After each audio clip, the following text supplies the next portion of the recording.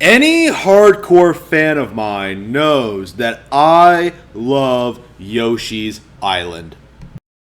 Seriously, every time I boot this game up, I am blown away by the beauty of the music, the charming visuals, and the gorgeous title screen. Seriously, we haven't even really started playing yet, and I'm already greatly impressed. Look at these colors, look at this gorgeous artistry. For my first real top 10 video, I knew I had to do Yoshi's Island, something Yoshi's Island related. It has remained my all-time favorite game for 20 years. That's pretty special. And so I thought to myself, what better way to celebrate one of my all-time favorite video games than making a top 10 list celebrating the absolute pinnacle of level design that it offers. The top 10 best levels in Yoshi's Island. Before we begin, a quick disclaimer. I couldn't fit every great level on this list. I can't even begin to tell you how I played through some of my favorite levels as a kid, including 3-7, the Catfish one, and 2-7, the one with the car. Like, levels that I absolutely love due to their unique features, gimmicks, great boss fights. The feeling I have is that a lot of these levels don't have great levels attached to them. Like, they have great moments in the levels, but overall, they don't come quite as close as the ones I picked for the top 10, which I think are well-rounded overall. So, unfortunately, I don't think even some of my favorites haven't made it on the list. To be fair, though, this is my all-time favorite game. Of course, every single level in this is going to be stellar, but this is just another example. This is just an indication of how strong the game actually is, how good it is when you can throw so many great levels, so many great moments, so many great iconic scenes out of the game entirely in this top 10 list. It's not slamming these levels at all. I don't think there are any truly bad levels in Yoshi's Island. The game is a downright masterpiece, and this list is meant to emphasize that fact. I cannot even begin to tell you how happy I am to finally be sharing this list with you, to finally be sitting here recording this, showcasing my feelings towards this game. I love this game to bits, and I hope you do too. And I hope this video helps you enjoy it even more. This is the top 10 best Yoshi Island levels.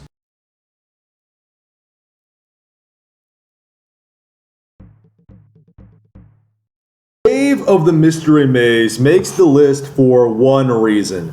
It is an extremely unique level that is very difficult to 100%. The level starts off with you above ground, and it requires you to essentially cave through the earth to reach the goal. Not only is that extremely cool, it's also extremely unique. The gimmick is never repeated throughout the entire game, which is pretty much a standard for the game as a whole. The level calls itself a maze, but it is rather straightforward. The main challenge here is for 100% completion. Because of how there are so many routes that circle around or go nowhere, you'll be going around in circles trying to find that last red coin. The final section is a fun standout as well. It's a brief romp featuring disappearing platforms and fish that hate you. It makes for a nice break after the first 2/3 of the level. The main reason this level makes it so low on the list is that it is possibly the shortest level in the game if you know what you're doing. The level's gimmick, although fun, doesn't make the level any longer. Regardless, this stage is an absolute treat. Blizzard is what you might call a cool level. The level starts off with you standing in the middle of a light snowstorm. As you move forward, the snow begins to fall and fall, harder and harder. The level is pretty standard up until this point, but it looks really cool and is a great example of how great the game looks even today. You eventually enter a cave and navigate through penguins and icicles, and when you emerge, you find yourself in a winter wonderland. It's fairly simple and straightforward, but the level shows to introduce you to the concept of how snow and ice can affect your movement, which is a big deal for the next couple of levels. It does a great job of setting up other great levels, while still being legitimately great in its own right. Yoshi's Island possibly has the greatest difficulty curve in gaming. Just about anyone can get through it, but only a pro can 100% it. This level is a good example of how the game teaches you to succeed in a subtle, entertaining way. Bigger Boo's Fort is an early game level. It's pretty straightforward and basic, but I would say it encompasses everything that makes Yoshi's Island special.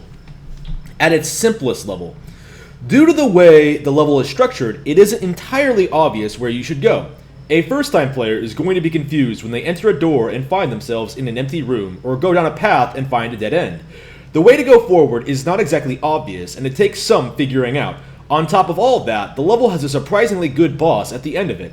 At this point, Mario veterans are aware of what a Boo is and how they function. It is completely impossible to hurt the boss at all while you're looking at it. Much like the level itself, figuring out how to ricochet your eggs off the walls to hit the boss is a bit of a puzzle, but rather straightforward once you get the hang of it. It's not exactly a difficult boss or a level, but I greatly admire their creativity and simplicity. Everything comes together really well to make a really solid Fort level.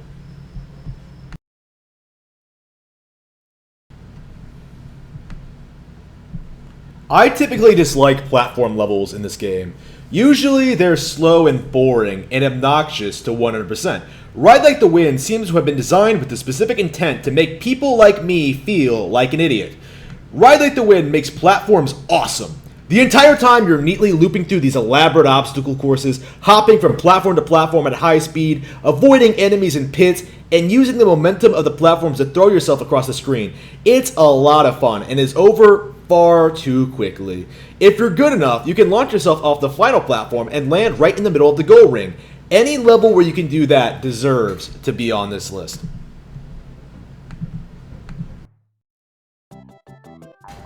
I deeply debated for a while whether or not 5-2 or 5-3 deserve to be on this list. They are very similar, and I stress that both are fantastic. However, in the end, I felt that not only did 5-3 have a stronger level design, it had skiing, man! As a result, I just had to give the nod to icy conditions. It's more than just a great skiing level, it perfectly caps off everything the previous two levels tried to do, utilizing the snow and ski lifts introduced in those levels to create great new platforming challenges, while introducing its own unique style and flair.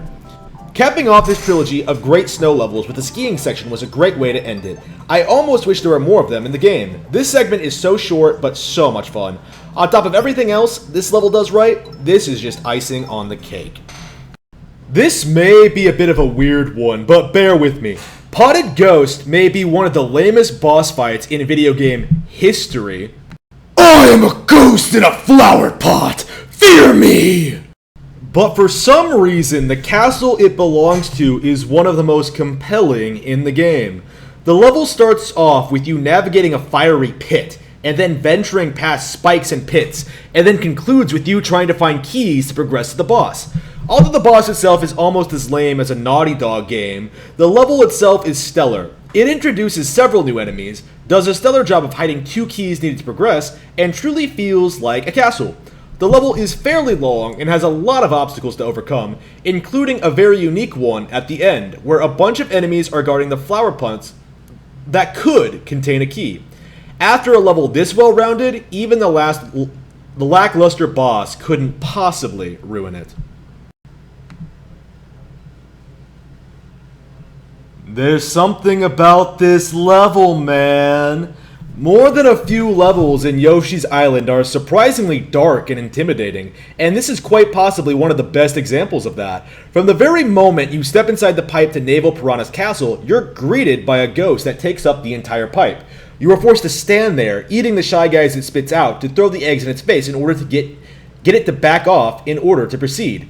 The level has an aura of claustrophobia about it that no other level has. It's incredibly atmospheric, uses all of its enemies in unique, innovative ways, and above all teaches you an essential skill: the true power of ricocheting your eggs off of walls. This skill is essential to the boss fight at the end, which is one of the best in the game. I'd say the level overall isn't nearly as strong as the Potted Ghost Castle, but it makes up for it by having one of the most brilliant conceived boss fights in Nintendo history.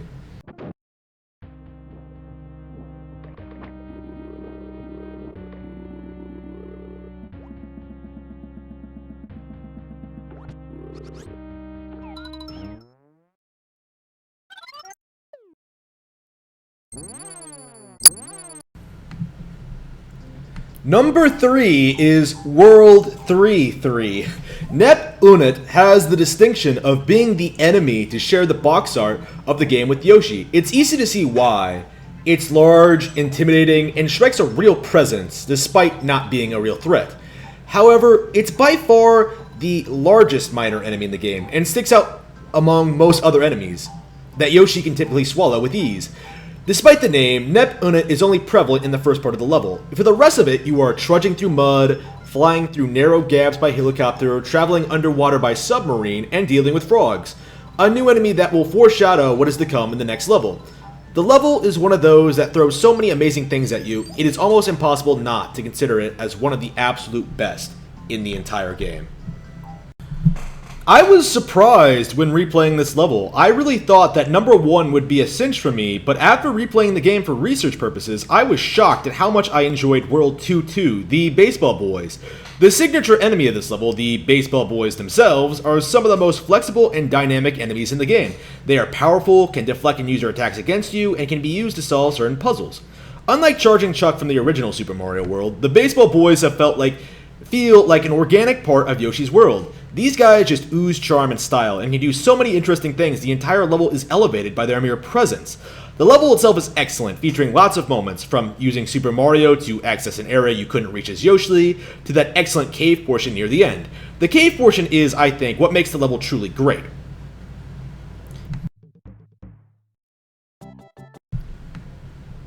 Welcome to Monkey World is probably the reason I love video games. This is, I think, the level that made me fall in love with Yoshi's Island, and by extension, the rest of the Mario world as a whole. This is the level that perfectly encompasses what makes Yoshi's Island what it is. It's not a tough level, or a long level, or a scary level. It's just a level. One that I think emphasizes the game's strengths, not just in the level design department, but in the artistic side as well. The visuals are gorgeous. The monkey enemies are a lot of fun, and it can attack in a myriad of ways. There are a ton of secrets, and the music is my personal favorite track in the game. This level is my favorite because it encompasses everything I love about Yoshi's Island. It has everything I like. The new enemies, the new environments, new obstacles. There was no doubt in my mind when I began this list that this level would be number 1. Much like the game itself, this level is just that special.